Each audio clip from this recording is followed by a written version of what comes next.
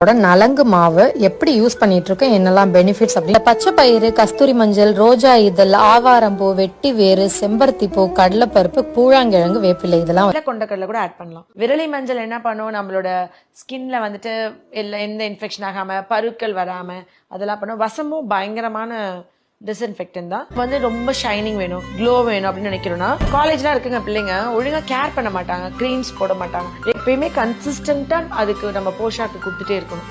சின்னவங்கல இருந்து பெரியவங்க வரைக்கும் எல்லாமே யூஸ் பண்ணலாம்.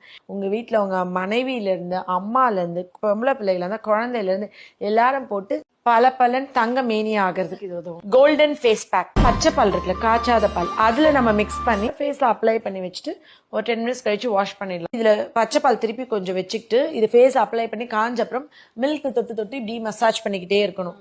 நம்மளுக்கு அது நல்ல ரிசல்ட் இருக்கும். ஒரு ப்ளீச்சிங் ஏஜென்ட், இயற்கையான ஒரு ஸ்கின் கலர்